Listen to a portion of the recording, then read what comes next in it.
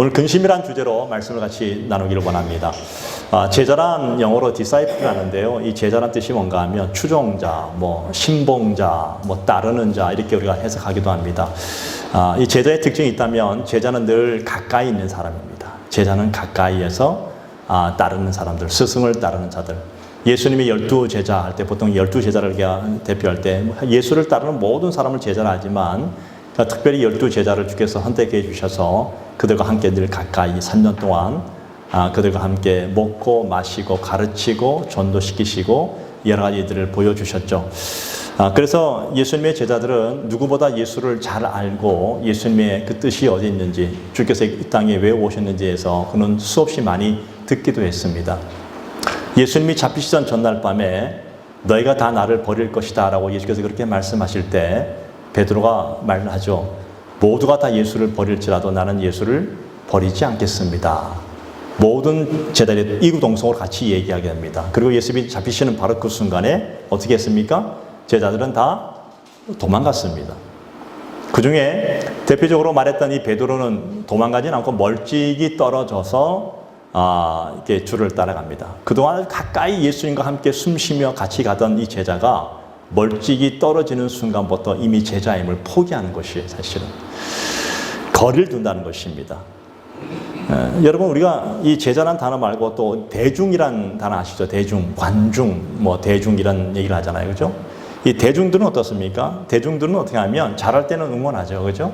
잘할 때는 넌 없이 다 응원하고 잘한다 칭찬도 하지만 못할 때는 여지없이 비판하고 또 어떻게 합니까? 실망하고 욕을 하기도 합니다. 이게 대중의 마음이죠. 예수님께서 6월절에 이제 예루살렘으로 이제 나귀를 타고 들어오실 때에 어떤 일이 있었습니까? 모든 사람들이 모여서 어떻게 합니까?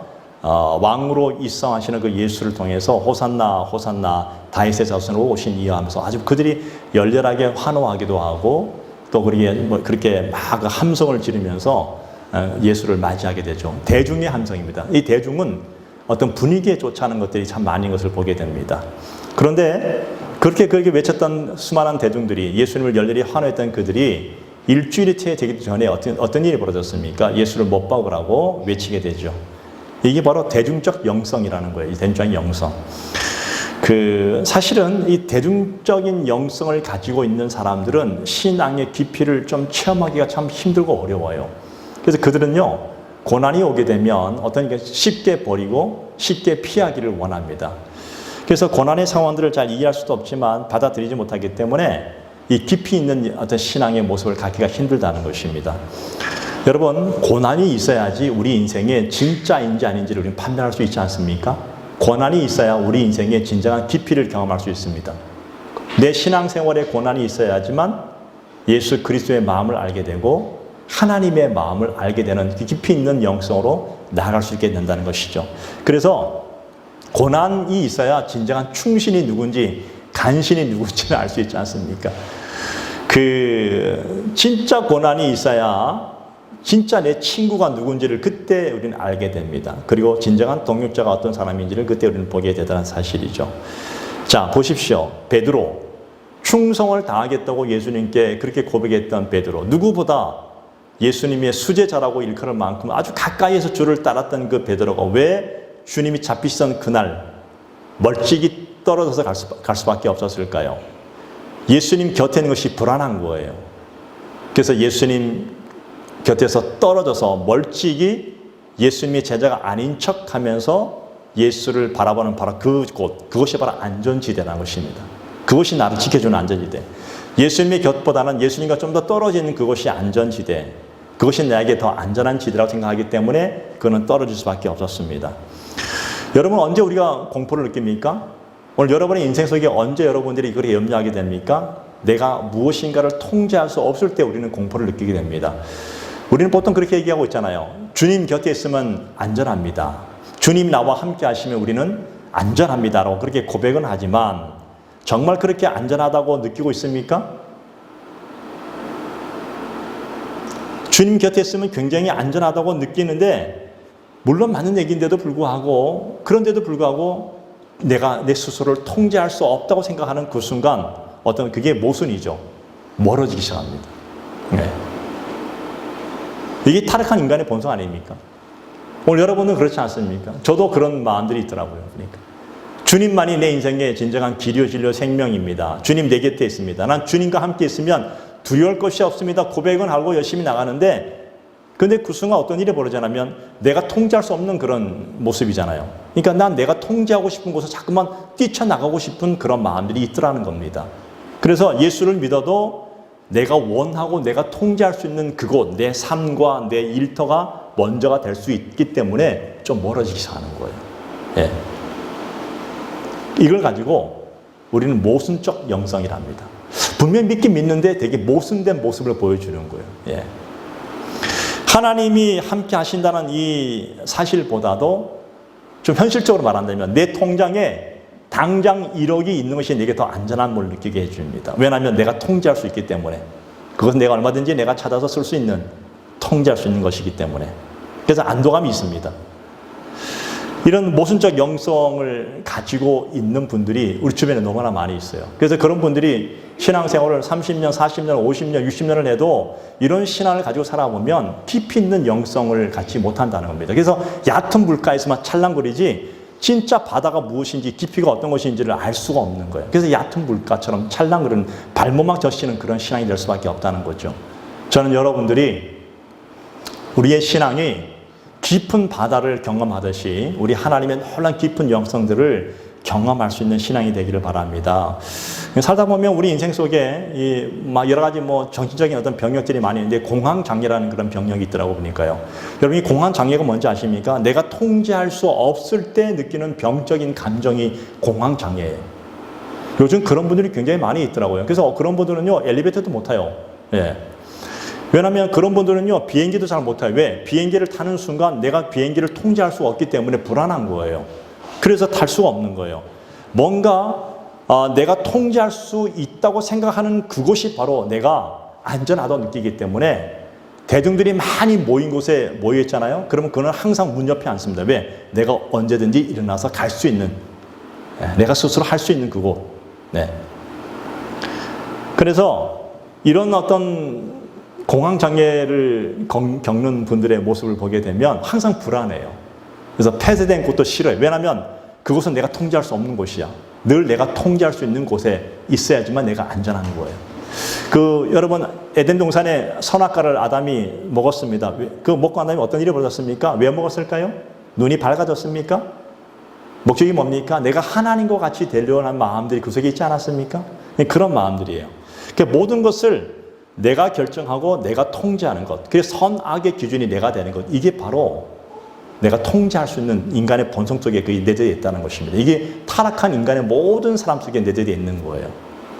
그래서 여러분 비행기보다 자동차가 사고 날 확률이 100배가 더 높다고 얘기하잖아요. 비행기는 사고 날 확률이 그렇게 많지는 않아요. 그런데도 불구하고 비행기를 타는 것보다 자동차를 타는 게 훨씬 더 안전하다고 느낍니다. 왜? 내가 통제할 수 있으니까. 네. 그런데 자기 통제로 그런 안정감을 느낀다는 거 굉장히 어렵지 않습니까? 많은 사람들이, 이 세상 사람들이 내가 스스로 무엇인가를 통제할 수 있다고 생각하며 살아가는 그 어리석음. 성경에 보니까 어리석은 부자에 대해서는 비유가 나오지 않습니까? 그 해에 소출이 많이 굳었어요. 그래서 이 곡식을 거둘 창고가 너무나 부족해가지고 더 이 창고를 허물고 더 큰 창고를 짓겠다. 이게 내가 통제할 수 있는 거예요. 이건 내 거니까, 내 창고니까. 어떤 얘기가 벌어집니까? 오늘 밤 내가 너의 영혼을 데려가면 너는 어떻게 할 것이냐고 하나님께서 말씀하시죠. 그거예요. 사람들은 어리석어요. 내가 스스로 무엇인가를 통제하면 안전하다고 느끼지만 사실은 그것이 자기를 통제할 수 있는 것도 아니고 내 인생을 내가 주장할 수 있는 것도 아니고 오늘 밤 내가 너의 영혼을 데려가면 너는 어떻게 할 것이냐. 이 땅에 수많은 사람들이 재벌을 부러워합니다. 왜? 엄청난 부를 가지고 있으니까. 그러나 그들 스스로가 자기 생명을 주장할 수 있습니까? 그럴 수가 없습니다. 죽는 거는 다 똑같이 죽더라고 보니까요. 근데 그 모든 생명을 주장하시는 분은 하나님이란 사실입니다. 오늘 다윗이 그런 고백하지 않았습니까? 여호와는 나의 목자시니 내게 부족함이 없으리로다. 하나님이 여러분의 인생의 목자가 되어 주신다는 것은 목자가 우리를 통제한다는 거예요. 우리를 주관한다는 겁니다. 양은 오로지 목자의 음성을 듣고 목자만 쫓아가는 인생입니다. 그게 하나님의 목자고 우리는 양이라고 하죠. 다윗은 그걸 이미 알았어요. 그의 인생 속에서 수없이 쫓겨다니는 인생이었습니다. 그는 그죠? 그래서 수없이 많은 전쟁에 나가게 됐습니다. 그런데 그는 늘 내 인생은 내 것이 아니라 하나님께서 통제한다. 하나님이 나를 주관하신다는 것을 알았기 때문에 그 어떤 환경, 어떤 일이 내게 벌어져도 믿음으로 그 스릴을 즐겼고, 그리고 그는 그렇게 늘 모든 전쟁에 승리할 수 있었습니다. 이것이 바로 성도의 삶이 아닐까 저는 그렇게 믿어요. 전 여러분들이 예수를 믿는다고 고백하지만 여러분이 예수를 믿으면서도 내가 스스로 내가 안전하다고 생각되는 그곳에 또 다른 무엇인가를 두고 살아간다면 이게 바로 모순적 영성이란데, 이런 영성이 없기를 바랍니다. 여러분 모두가 다 오늘 다윗의 고백처럼 예수 그리스도 앞에 모든 인생을 맡길 수 있는 양이 되기를 축복을 드립니다. 그때부터 하나님이 우리를 지켜주시는 거예요. 믿음이 없이는 스릴도 없고, 믿음이 없이는 낭만도 없고, 믿음이 없이는 정말 아무것도 우리는 할 수 없는 존재들. 성경은 말씀하시잖아요. 너는 근심하지 말라. 나를 믿으라 하잖아요. 온전히 하나님께 맡기고 살아. 내가 무엇인가를 지고 있다고 해가지고 안전한 것이 아니다. 내 인생의 모든 삶은 100% 하나님이 가지고 계시고 하나님이 인도하신다. 이걸 고백하고 믿고 살아가는 자들이 바로 성도예요. 이것이 바로 그리스도인이라 말하고 있습니다. 오늘 저는 그런 여러분들이 오늘 이 자리에 앉아서 예배를 드리는 줄로 믿습니다. 오늘 여기서부터 여러분의 신앙이 출발하는 거예요. 그런데 이런 신앙의 모든 것을 보여준 사람이 있었는데 바로 그 사람이 사도 바울입니다. 여러분, 사도 바울은 제 인생의 모든 것이 하나님의 것이라고 그는 그렇게 고백했고요. 그의 인생의 모든 목표도 예수 그리스도였고요. 그의 인생의 모든 잘되고 못되는 모든 것도 다 하나님의 것이고 예수님 것이라고 고백했던 사람이 바로 사도 바울이잖아요. 그동안 그의 인생에 자기가 통제 가능한 것들, 지식과 권력과 명예와 로마 시민권과 모든 것들이 다 자기 통제 가능한 이 안전지대를 완전히 버려버리고 예수를 알고 난 이후에 배설물처럼 버려버리고 나의 진정한 안전지대는 예수 그리스도 안에 있습니다 고 고백했던 인물이 바로 사도 바울이었습니다. 우리는 그 사도 바울을 우리는 믿고 우리는 그 사도 바울을 또한 쫓아갑니다. 그의 신앙을 본받기를 원합니다. 저는 여러분의 신앙이 누군가에게 그런 믿음의 좋은 영향을 줄 수 있는 그런 신앙이 되기를 축복을 드립니다. 자, 사도 바울에게도 그런 믿음을 가지고 있었지만 이 사도 바울의 근심이 하나 있었던 것 같아요. 어떤 근심이었을까요? 그 근심을 잘 보니까 하나님을 믿지 못해서 생기는 그런 근심은 아니었던 것 같아요. 로마서 9장 1절과 2절에 보게 되면 이렇게 말하고 있습니다. 내가 그리스도 안에서 참말을 하고 거짓말을 아니하노라. 나에게 큰 근심이 있는 것과 마음에 그치지 않는 고통이 있는 것을 내 양심이 성령 안에서 나와 더불어 증언하노니. 이 사도 바울이 근심하는 것이 무엇이었을까요? 세상 것으로 근심하지는 않았다는 겁니다. 여러분, 우리 세상은 어떻습니까? 너희는 무엇을 먹을까, 무엇을 마실까, 무엇을 입을까 염려하지 말라. 이것이 우리 인생의 모든 사람들이 가지고 있는 근심 아닙니까? 여기는 그 어떤 사람도 자유를 수 있는 사람이 한 명도 없어요. 그런데 오늘 우리 이런 것을 근심하는데 사도 바울이 근심은 이것이 아니라 성령 안에서 느끼는 그런 근심이에요. 다시 말하면 순수하게 그리스도 안에서 바라보는 거룩한 근심이 있었는데 그 근심이 무엇이었을까요? 오늘 본문 4절에 보니까 잘 나타나 있는데 4절은 이렇게 말하죠. 내가 내 마음에 큰 눌림과 걱정이 있어 많은 눈물로 너에게 썼노니, 이렇게 말하고 있습니다. 사도 바울이 어떤 그런 염려와 근심이 있는데 하나님을 믿지 못해서 뭐 하는 그런 염려가 아니었습니다. 이것은 고린도 교회를 향한 그런 염려였습니다. 사도 바울은 고린도 교인들을 사랑했습니다. 근데 그 고린도 교인들을 보면요, 그들은 늘 어떻습니까? 늘 자기 잘났다고 싸웠던 인물들이 이 고린도 교인들은 아니었습니까? 경제적으로도 또 여러 가지 문화적으로도 굉장히 풍성했던 이 고린도 교회. 그들은 네가 잘났니 내가 잘났니, 뭐 제사 문제, 뭐 은사 문제, 넌 무슨 파야? 난 게바파야. 난 아볼로파야. 나는 그리스도파야. 늘 뭐 이렇게 싸우지 않았습니까? 뭐 부활의 문제도 마찬가지고.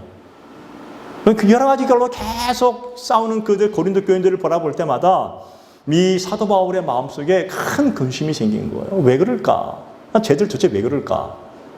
아니, 왜 그럴까? 그러면서 이 사도 바울의 마음속에 큰 눌림과 이 걱정, 그 성도들을 바라보는 염려와 부족함, 그들을 바라볼 때마다 절로 눈물이 나오는 거예요. 저는 이 마음이 목사들의 마음이라고 생각해요. 목회자의 마음인 것 같아요. 성도들을 한 사람 한 사람 바라볼 때마다 제 마음속에 그런 눈물이 있어요. 저는 잘 울지 않는데 혼자 기도할 때만 울어요. 기도하면 좀 더 이렇게 하나님을 믿고 열심히 나갈 수 있는데 왜 저서 조금 멈춰질까? 조금만 더 올라가면 하나님을 더 많이 경험할 수 있을 것 같은데 어쩌면 모든 목회자들의 마음속에 그런 마음이 있지 않을까요? 오늘 저는 사도 바울의 마음을 저는 충분히 이해할 수 있습니다. 자, 그런데 그 고린도 교회를 향해서 눈물로 쓴 이 서신의 편지를 그가 지금 올려주면서 저 5절에 이렇게 말하고 있습니다. 근심하게 한 자가 있을지라도 나를 근심하게 한 것이 아니요 어느 정도 너희 모두를 근심하게 한 것이니 어느 정도로 하면 내가 너무 지나치게 말하지 아니하려 함이라 이렇게 말하고 있습니다. 오늘 이 말이 무슨 얘기냐면 이 고린도 교회 안에 다른 사람들을 근심하게 하는 자들이 있었다는 거예요. 근데 성경을 아무리 봐도 이 성경에서는요 이 바울이 근심하게 하는 그 자가 누구인지도 얘기 안 하고 뭘로 근심하는지에 대해서 얘기하지 않고 있어요. 그런데 분명한 사실은 이 고린도 교회 안에 그런 근심하게 하는 일들이 있었나 봐요. 교회 안에서. 뭐 개인과 개인의 그런 얘기가 아니라 공동체 안에서. 그런 근심하는 것들이 있으니까 그 마음속에 얼마나 큰 근심이 있었을 거예요. 그런데 오늘 사도 바울이 왜 그 사람이 누구였고 왜 무엇으로 근심했는지를 말하지 않는 이유는 그것이 별로 중요한 문제가 아니라는 거예요. 할렐루야. 그게 별로 중요한 문제가 아니라는 거예요. 왜냐하면 우리는요, 살다 보면 우리는 무엇인가 근심하게 하는 문제가 생기면요, 그 문제를 짚고 또 그 사람을 짚어 넘어가잖아요. 그죠? 초점을 거기다 두잖아요. 문제와 사람에 초점을 두잖아요. 그 사람이 이런 일을 했고, 이 사람이 이런 범죄를 저질렀고, 이 사람이 저런 죄를 했고, 저 사람이 무슨 범죄를 저질렀느냐, 우리는 범죄의 경중을 따지면서 그 사람을 막 바라보잖아요. 근데 성경을 잘 보시면 예수님께서 그렇게 하셨나요? 그렇게 하지 않았어요. 세상 사람들도 그렇게 말하지만 큰 범죄, 작은 범죄, 사람을 많이 죽이면 그는 큰 아주 살인자라고. 도둑질한 사람 범죄잖아요. 그 사람은 그냥 조금 덜 범죄에서. 이 세상은요, 그 법의 경중을 따라, 범죄의 경중을 따라가지고 형량을 낮추기도 하고, 때로는 줄이기도 하고, 때로는 뭐 이렇게 좀 이렇게 석방하기도 하고 그런 일이 있잖아요. 근데 성경을 보면 우리 예수님 뭐라 말씀하셨습니까? 너희가 입으로 하는 것, 입으로 내뱉는 것, 몸으로 하는 것, 너희가 생각으로 하는 것, 마음으로 하는 모든 것들은 그냥 뭐라고요? 죄다 말하고 있다는 거예요. 큰 죄냐 작은 죄나 말하고 있지 않고 그냥 다 죄라고 말하고 있는 거예요. 예. 우리가 생각하는 거하고 오늘 성경에서 말씀하시는 거하고는 좀 틀리다는 겁니다. 근데 바울이 오늘 이런 마음을 가지고 얘기하는 거예요. 바울에게는 근심거리가 되지 않는다는 거예요. 그런 것이 근심이 되지 않는다는 거예요. 그런데 너희들에게는 근심이 된다는 거예요. 같은 문제인데도 불구하고 이 사도 바울에게는 큰 근심이 되지 않고 오히려 이 고린도에 있는 그 성도들 너희들에게는 근심이 된다는 이 모습, 같은 문제를 바라보며 다른 시각과 다른 초점이 있다는 겁니다. 다른 관점이 있다는 거예요. 예. 이건 문제를 바라보는 초점이 완전히 다르다는 거예요. 고린도 교회는 끊임없이 말썽을 일으키는 교회였습니다. 그들은 늘 문제, 제사 문제 가지고 싸우잖아요. 우상에게 바쳐진 제물을 먹어야 되느냐 말아야 되느냐, 이런 문제, 늘 그 초점을 거기에 했어요. 보이는 것에 초점을 두고 문제를 가지고 싸우고, 또 은사를 누가 더 많은 은사를 가졌냐, 신유의 은사가 있느냐, 방언의 은사가 있느냐, 뭐 그런 거 가지고 니 크냐 내가 더 크냐 이런 싸웠지만 사도 바울의 관점은 전혀 그런 것이 없었다는 거예요. 예. 엄밀히 말하면 이 고린도 교인들은요, 사람들에게 초점을 두고 세상 사람들과 똑같이 초점을 두고 정죄하고 근심하고 있지만 오늘 사도 바울은 어떻게 했을까요? 초점은 어느 순간에도 그의 모든 초점은 예수 그리스도의 십자가로 향하고 있다는 거예요. 어떤 순간에도.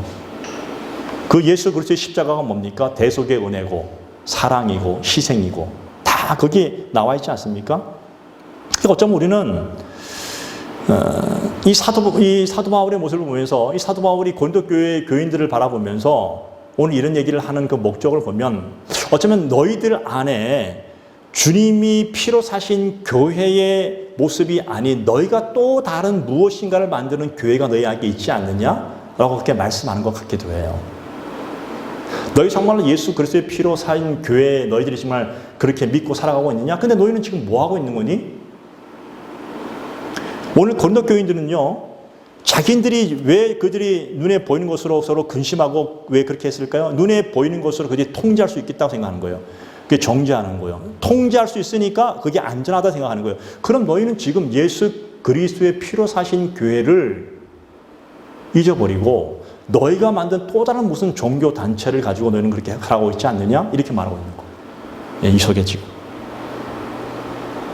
분명 주님의 피로 사신 교회의 머리는 예수님이기 때문에 예수님께서 모든 것을 주관하시고 예수님께서 모든 것을 통치하시고 예수님께서 모든 것을 인도하고 있음을 저는 분명히 믿습니다. 교회는 당연히 예수 그리스도만 드러내야 됩니다. 할렐루야. 이게 당연한 겁니다. 그러면 주님이 원하시는 것을 우리는 따라가는 것이 바로 제자예요. 우리는 대중이 아니에요. 우리는 관중도 아니에요. 우리는 제자예요. 주님께서 뭐라 말씀하십니까? 가늠한 여인이 이렇게 찾아왔습니다. 수많은 사람이 돌로 치려고 딱 준비하고 있습니다. 스탠바이. 주께서 뭐라 말씀하십니까? 너희 중에 죄 없는 자가 돌로 치라 말했잖아요. 아무도 돌을 던질 수 없습니다. 왜? 다 똑같은 모습을 가지고 있으니까 다 가버렸습니다. 그녀 혼자 남았습니다. 그때 예수께서 뭐라 말씀하십니까? 나도 너를 정죄하지 않노라. 그러나 다시는 이런 죄를 짓지 말라고 말씀하시죠. 돌아가라 말하죠.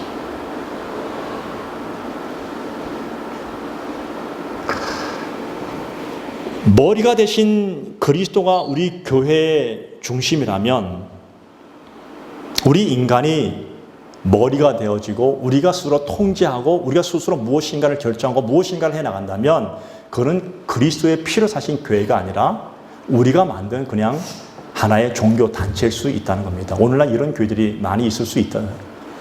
언젠가부터 많이 타락했습니다. 그래서 교회들이 분쟁이 일어나고 왜 싸웁니까? 왜 그런 뉴스가 자주 보일까요? 옛날에는 참 많지 않았어요. 옛날에는 드러내지도 않았는데 왜 법적인 소송까지 하고 왜 그렇게 할까요? 다 자기들이 스스로가 통제하기를 원하는 거예요. 예수는 없어요. 그것은 예수가 없는 교회예요. 그냥 건물 단체지 교회라고 얘기할 수는 없다는 겁니다. 우리는 이것을 조심해야 됩니다. 우리가 예수를 믿는 믿음으로 산다고 여겼지만 우리 성도들이 정작 믿음에서 벗어나서 살아가는 현실은 정말 그렇지 않은 것을 보게 되죠. 그래서 우리의 잘못은 어쩌면 하나님께서 오늘 매일 말씀 듣잖아요. 말씀으로 드러내시고 보게 하지 아니하면 도무지 볼 수 없는 것들이 우리가 가지고 있는 속마음의 본성과 죄성과 그런 어떤 생각들입니다. 왜 그럴까요? 사람들은요, 자기의 믿음과 선함으로 자기를 포장하기를 원해요. 근데 그 안에는 그렇지 않은 것들이 너무 많다는 겁니다. 그래서 저는 그렇게 믿어요. 우리 예수 믿는 사람은 좀 정직해야 돼요. 예수 믿는 사람은 좀 더 순수해야 돼요. 좀 바보 같아도 괜찮아요. 사실 우리가 근심하는 대상을 잘 보면요, 근심하는 대상은 모두 다 보이는 것들 아닙니까? 다 눈에 보이는 거잖아요. 보이는 실체이기 때문에 우리는 근심하고 있어요. 보이지 아니하면 근심할 수도 없어요. 근데 분명 성경 뭐라 말합니까? 성경은 에베소서 6장 12절에 이렇게 말하고 있죠. 우리의 씨름이 뭐예요? 싸움이라는 거예요. 우리의 싸움은 혈과 육을 상대하는 것이 아니요 라고 말하고 있잖아요. 혈과 육이 뭡니까? 눈에 보이는 것들이잖아요. 우리의 모든 싸움은 눈에 보이는 것들이 아니라 하늘의 악의 영들을 상대합니다. 보이지 않는 악한 영들과의 싸움이에요. 우리는 믿음 생활하는 하나님과 영적인 교류를 나누고 있는 존재들입니다. 그래서 우리는 눈에 보이는 자들과 싸우지 않아요. 우리는 그 이면에서 싸우고 있는 악의 영들과 싸우기 때문에 우리는 기도해야 되는 거고 예배해야 되는 거고 말씀에 철저하게 순종해야 됩니다. 이게 바로 무장된 군사의 모습이라는 거예요. 자, 그런데 왜 우리가 자꾸만 이렇게 내가 통제하기를 원하고 내가 자꾸만 그렇게 하기를 원할까요? 모두 다 성경에서 벗어나 있기 때문에 그런 거예요. 다시 우리는 성경으로 돌아와야 됩니다. 정확하게. 자, 오늘 본문 6절을 다시 보세요. 같이 읽어볼까요? 6절의 말씀요. 시작. 이러한 사람은 많은 사람에게서 벌 받는 것이 마땅하도다. 그 다음에 7절 시작. 그런즉 너희는 차라리 그를 용서하고 위로할 것이니 그가 너무 많은 근심에 잠길까 두려워하느라. 자, 바울은 교회를 근심하게 한 사람은 벌 받는 것이 마땅하도다 이렇게 말하고 있습니다. 이것이 세상의 논리 맞아요. 저는 이게 맞다고 생각해요. 죄 졌으면 벌 받아야죠. 그런데 거기서 끝난 것이 아니라 즉시 또 뭐라 말합니까? 동시에 벌 받아야 마땅하지만 용서하고 그 다음에 위로해 주라고 말하고 있습니다. 마치 부모가 자녀를 사랑해서 품어주듯이 여러분 자녀들이 아무리 큰 죄를 져도 부모는 자녀를 사랑합니까? 안 사랑합니까? 진짜 사랑해요? 이놈의 새끼 내가 네 한 번만 더 하면 다시는 나 가만 안 둘 거야 막 이렇게 얘기하지 않습니까? 근데 그거는 본 마음이 아니잖아요. 부모는요 어떤 순간에도 자녀가 어떤 죄를 저질러도 끝없이 품어주고 끝없이 사랑해 줍니다. 더 나아가서 위로해 줍니다. 어쩌면 하나님의 사랑을 부모 안에 조금 남겨놓으신 것 같아요. 보여주신 것 같아요. 근데 하나님은 이거는 게임될 정도로 우리 모두를 다 사랑해 주십니다. 여러분 좀 더 신앙의 관점으로 말한다면 어떤 경우든 우리는 문제를 일으키고 어쩌면 근심하게 한 사람을 용서하고 위로할 성품이 되지 못한다는 겁니다. 우리는 그런 존재들이 못 돼요. 내가 너를 용서해 줄게. 내가 너를 사랑해 줄게. 근데 사실 진짜 용서해 준다 말하고는요. 또 뒤에 가면요. 용서가 안 돼. 저 사람 이래요. 내가 너를 위로해 줄게 하는 거는 위로는 하지만 또 뒤에 가서는 나도 말이야 힘든데 우리 이래요. 우리는요 우리 인간의 성품은요 누구를 위로하고 누구를 용서해 줄 수 있는 그런 성품을 갖지 못한 존재들이에요. 그 사람을 볼 때마다 당신 때문이라고 원망과 비난이 드러나는 것이 우리 인간의 모습이라는 겁니다. 근데 이것을 사도 바울이 몰랐을까요? 충분히 압니다. 근데 오늘 성령께서 사도 바울에게 다시 말하죠. 용서하고 위로하라고 말합니다. 자, 8절 말씀 봅니다. 제가 이렇게 읽겠습니다. 그러므로 너희를 권하노니 사랑을 그들에게 나타내라. 더 크게 나가는 거예요. 처음에는 용서해 주래요. 좀 더 나가서 용서뿐 아니라 위로까지 해 주래요. 그 다음에 뭐라고요? 사랑해 주래요. 왜요? 사랑을 나타내래요. 여기서 말하는 위로와 용서와 위로와 사랑은 너희 힘으로 하는 것이 아니라 그리스도 안에서 예수님이 우리에게 보여주시고 베푸신 대로 너희는 그것대로 인도하는 받아서 그렇게 그대로 보여주라는 겁니다. 이게 바로 교회다움이라는 거예요. 저는 오늘날 교회가 이런 것이 많이 상실해지고 있지 않나 생각돼요. 너무나 정의의 잣대로 막 들이대니까 세상과 교회는 별로 구별될 게 없어요. 그래서 세상 사람은 그러잖아요. 교회가 더 정직해야 되지 않습니까? 물론 그 말이 맞아요. 그런데 그들이 말하는 정직과 우리가 말하는 정직은 또 틀려요. 우리는 하나님의 말씀 앞에 정직해야 되는 거예요.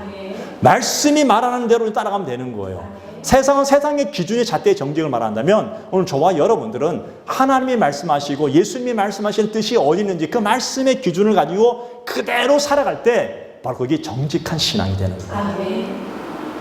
로마서 9장에 보게 되면 사도 바울이 큰 근심이 있다고 제가 말했는데요. 이 사도 바울의 근심은 어떤 근심이었냐면 이 이스라엘 백성들이 있잖아요. 자기들은 하나님께 택한 백성이라고 늘 의지됐어요. 우리는 하나님께 선택받은 백성이고 우리는 하나님께 택한 백성이고 정작 근데 그들은요. 이스라엘이라는 이름이 무슨 뜻이고 하나님이 이스라엘에게 무슨 뜻을 가지고 있는지를 그들은 전혀 몰랐어요. 그냥 우리는 택한 백성이야 자랑하고 뻗대고 그냥 그렇게 하는 그 모습을 보면서 사도 바울 마음속에 근심이 생긴 거예요. 로마서 9장 15절 16절을 보게 되면 이렇게 말합니다. 모세에게 이르되 내가 긍휼히 여길 자를 긍휼히 여기고 불쌍히 여길 자를 불쌍히 여기리라 하셨으니 그런즉 원하는 자로 말미암도 아니요 다른 박질하는 자로 말미암도 아니요 오직 긍휼히 여기시는 하나님으로 말미암이니라. 아멘. 그들이 불쌍히 여기고 긍휼히 여긴 모든 것들은요 우리 힘이 아니라는 거예요. 이스라엘이 이스라엘 된 것은 그들이 열심히 하나님을 잘 섬기고 하나님 앞에 열심히 잘 살았기 때문에 그런 것이 아니라 그냥 전적으로 하나님이 그들을 긍휼히 여겨 주셨다는 거예요. 근데 그 사실을 모르고 우리는 하나님께 선택받은 백성이라고 뻗대면서 우리는 잘난 백성, 너희는 아니야. 그 하나님의 말씀을 전혀 모르는 인생들이라는 겁니다. 우리도 이렇게 착각할 수 있습니다. 나는 구원받은 사람이니까요. 나는 구원받아 천국 가요. 이걸로 말한다면 그 사람 하나님의 뜻을 모르는 사람이에요. 왜 나를 구원하셨는지 이건 전적인 하나님의 긍휼하심과 하나님의 사랑으로 구원을 받았다면 나는 그럴 자격도 공로도 없는 사람이었는데 나를 구원하신 그 은혜에 감사하다면 우리는 평생 하나님의 뜻을 받들어서 그분의 마음으로, 그분의 시선으로 그분의 복음을 드러내는 인생으로 살아가는 것이 마땅하지 않겠습니까? 여러분 자랑하지 마십시오. 오직 자랑은 예수님만 하시기 바랍니다. 오직 자랑은 복음만 하시길 바랍니다. 영광은 하나님께만 돌리시기 바랍니다. 근데 모든 영광을 내가 받기를 원합니다. 내가 조금만 봉사하고 나면, 나는 열심히 뭔가를 하고 나면 내가 막 영광 받기를 원하는 사람들이 많더라고요, 이 세상에는요. 근데 그런 거 안 해도 있잖아요. 하나님 잘 아세요. 아, 너 참 수고했다. 충성스러운 종이라 함십니다. 모든 판단은 하나님이 하시는 거예요. 그런데 하나님이 긍휼히 여겨주심을 생각하지 않고 이스라엘 백성들은요, 우리는 아브라함의 혈통이니까 이것이 잘못됐다는 거예요, 이게. 그러니까 이 사도 바울도 유대인이지만 얼마나 마음이 이게 근심이 있었을까, 그들을 바라볼 때마다. 야, 여러분 십자가는요, 심판받을 자를 긍휼히 여기시고 용서하신 하나님의 자비와 사랑이 역사되는 현장이 바로 십자가 아니었습니까?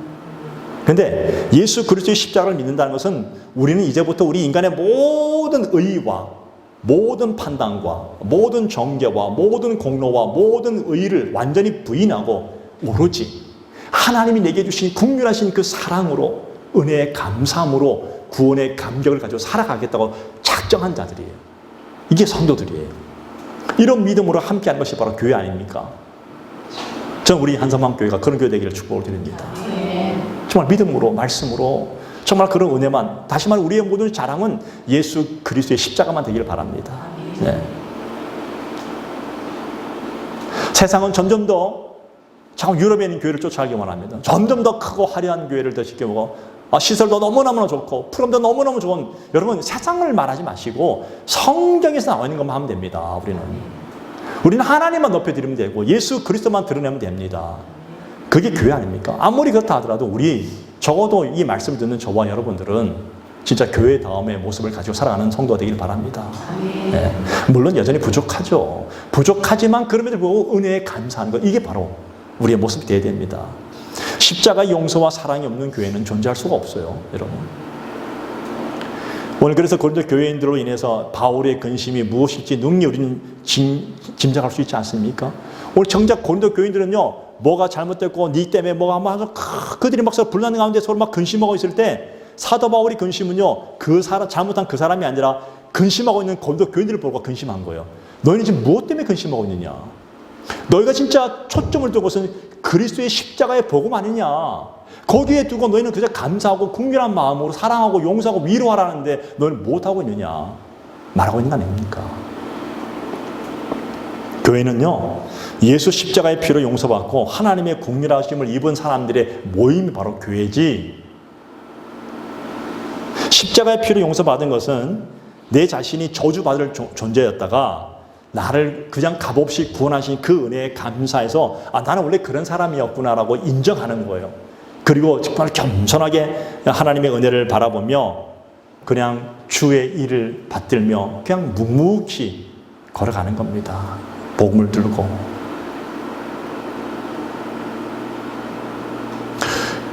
근심하게 하는 사람이 벌 받는 것이 마땅하다는 것은 이런 의미예요. 근심하게 하는 사람이 벌 받는 것이 마땅하도다 이렇게 말하고 있지만 그 얘기에 사도 바울의 그 말씀의 의미에는 이런 의미가 있어요. 너희 모두가 다 벌 받는 것이 마땅하다는 뜻이에요. 너희 모두 다 그런 존재들이었다는 겁니다. 사람은 누구나 타인에게 근심을 주는 존재가 될 수 있다는 겁니다. 다 누구나. 그래서 누가 누구를 심판하고 누가 누구를 정죄하고 누가 누구를 판단할 위치에 있는 존재들이 아니라는 거예요. 우리는 모두 다. 근심하게 하는 자가 있을 때, 또 자신을 또한 타인을 근심하게 하는 자가 있을 때 나도 그런 사람이 될 수 있다는 사실을 인식하라는 겁니다. 우리 모두 다 그런 존재. 이것이 우리 모두가 예수 안에서 함께하는 용서와 성도의 관계에서만 가능한 위로입니다. 네. 여러분, 우리 인생 얼마나 살겠습니까? 여러분 앞으로 여러분의 인생 얼마나 살겠습니까? 여러분 아마 자신 있게 말한다면, 목사님 저는 앞으로 50년 절대 장담하지 마십시오. 오늘 밤이라도 당장 데려갈 수 있습니다. 그런데 왜 남겨놓으셨을까요? 그리스도의 사랑을 덧입은 너희들이 이곳에서 교회다움을 가지고 살아가라는 얘기예요. 보여주기를 원하시는 거예요. 이 땅에 수많은 사람들이 다 굴러간다 할지라도 너희는 적어도 하나님의 뜻과 말씀을 쫓아서 가라는 거예요. 그래서 이곳에 남겨놓으시는 거예요. 네. 여러분에게 왜 오늘 뭐 세상 말하면 뭐 건강도 주시고 지식도 주시고 부도 주시고 왜 주셨을까요? 잘 먹고 잘 살라고 준 거 아니에요, 여러분. 그 모든 것이 하나님의 뜻을 받들어 복음을 전하며 교회다움을 세워가라고 여러분에게 주신 거예요. 네. 그걸 한번 해본 사람들이 이제 알아요. 아, 신앙의 맛을 아니까 하나님이 내게 뭘 원하시는지 아니까 인생의 그 신앙의 깊은 기쁨과 즐거움과 행복이 뭔지를 알게 된다는 것입니다. 오늘 예수님께서 말씀하셨죠? 마태복음 18장 20절로 22절에 보면 이렇게 말합니다. 두세 사람이 내 이름으로 모인 곳에는 나도 그들 중에 있느니라. 이게 교회입니다. 믿습니까? 두세 사람이 내 이름으로 모인 그곳이 바로 교회예요. 그런데 그 다음에 뭐라 나오는지 아십니까? 그때에 베드로가 나와 이르되 주여 형제가 내게 죄를 범하면 몇 번이나 용서하여 주리이까? 7번까지 하오리이까? 예수께서 이르시되 내게 이르노니 7번뿐만 아니라 7번을 70번까지라도 할지니라. 두세 사람이 내 이름으로 모인 그것이 교회라면요. 오늘 여러분 잘 믿으셔야 됩니다. 여러분의 가정이 교회입니다. 그곳에 예수님이 함께 하시니까. 믿습니까? 여러분이 있는 그 직장이 누군가 여러분과 함께 기도하는 사람이 있다면 그것이 교회가 될 수 있습니다. 여러분이 우리 성도들이 카페를 좋아하시니까 여러분 카페에 모이면 카페에 모인 그것이 교회입니다. 맞습니까? 아멘 안 하시네 별로. 어느 곳이든 간에 여러분이 두 사람만 이상은 모이면 예수님이 함께하는 그것이 교회라면 그 교회에서 지금 베드로가 말하고 있는 거예요. 내게 범죄한 자를 내가 7번까지 용서해 주니까 이게 유대에서는요 7번까지가 최대로 용서해 주는 건데 주님께서 뭐라 말합니까? 그냥 다 용서해 끝없이. 예, 하나님께서도 우리가 회개하면요 용서하시고 잊어버리시잖아요. 그냥 용서해 주고 어떡하라고요? 잊어버려. 세상에서는요 참을인 자 3번만 하면요 뭐 한다 그래요? 살인도 면한다 하잖아요. 세상은 최고의 관용은요 3번까지 참아주는 거예요. 근데 기독교는 그렇게 말하고 있지 않습니까? 예수님은 끝없이 용서해 주라. 왜? 너희도 용서받았잖아. 네. 네. 그리고 용서해 주고 나서는요 뒤에 가서는 또 생각하는 거 이게 아니라 그냥 잊어버리라는 거예요. 깨끗하게 용서해 주라는 거예요. 그게 사랑이라는 거예요. 조건 따지지 말고 이유 따지지 말고 그냥 그리스도의 사랑으로 용서하라. 할렐루야. 이게 바로 교회다움입니다. 사랑을 그들에게 나타내라는 것은 사랑을 베풀고 교회됨을 알게 하라는 뜻인데 이것은 우리 성도된 우리 모든 일이 내 공로가 아니라 주님께 있다는 사실을 우리가 보여주는 것이에요. 네. 모든 공로가 주께 있다면 사람에게는요 공로로 인정될 만한 것들이 단 한 개도 없다는 것입니다. 그래서 사람의 공로가 아닌 오직 우리는 십자가에서 이루신 주님의 공로만 자랑하고 주님만 높이고 그리고 그리스도 안에서 서로 용서하는 관계로 함께하는 교회가 될 때 바로 교회다움이 세워지는 거예요. 이 마지막 때에 우리 주님께서 왜 이곳에 교회를 세우셨고 여러분을 통해서 교회를 함께 하셨을까요? 여러분 우리는 지금 이것이 교회가 아니에요. 교회입니다. 근데 여러분이 예배 드리고 나서면 이제 다 떠나가면 여기 뭐만 남습니까? 그냥 성전만 남는 거예요. 그건 교회가 아니에요. 그냥 성전만 남는 거예요. 모였을 때 교회 되는 거예요. 그럼 여러분들이 가는 그곳이 같이 모이면 그게 교회가 되는 거예요. 뭐 하라고요? 함께 용서받는 관계로 함께 그것의 관용을 베풀어 주라는 겁니다. 그럴 때 세상 사람들이 그걸 통해서 너희가 내 자녀임을 내가 알게 된다는 말 하지 않습니까? 우리는 죄로 말미암아 사망과 저주가 임했던 존재들이었습니다. 잊지 마십시오. 여러분들은 사망과 저주가 임했던 존재들이었어요. 그런데 예수님의 피로 우리 모든 저주와 사망에서 벗어났습니다. 영원한 생명을 얻었습니다. 그거 하나님께 감사해야죠. 하나님의 자녀가 됐습니다. 근데 뭘 이제 우리가 하나님 대표, 여러분은 하나님이 되지 마세요.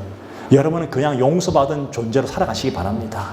감사함으로 은혜를 베품으로 그냥 간용을 베품으로 살아가 주시죠. 그러면 하나님이 아세요. 하나님이 때가 되면 여러분을 높이실 것입니다. 우리는 순종할 뿐이에요. 교회는 성경에 증가된 하나님의 모든 말씀에 순종하는 교회가 되어야 됩니다. 우리는 말씀에 순종해야 됩니다. 그래서 말씀을 듣는 거예요. 예. 말씀을 들으면 말씀을 듣고 우리는 순종하는 거예요. 혹시 오늘 여러분 주변에 나를 금신케 하는 자가 있다면 오늘 이 시간 말씀을 들을 때에 예수 그리스도의 이름으로 깨끗하게 용서하시고 완벽하게 있기를 바랍니다. 그건 여러분이 하는 게 아니라 하나님 그렇게 말하고 했으니까 명령이니까 하셔야 됩니다. 그리고 혹시 내가 누군가에게 근심을 주는 존재가 되었다면 여러분은 회개하시기 바랍니다. 하나님 용서해 주십시오. 네. 그럴 때 교회가 세워지는 거예요. 그리고 그 안에 그리스도의 진정한 사랑이 풍성히 넘치면 복음은 저절로 드러나게 되어 있습니다. 이번 한 주 동안 정말 용서하시고 위로하시고 그 사랑으로 전해지는 그런 복된 한 주가 되기를 간절히 축복을 드립니다. 기도하겠습니다.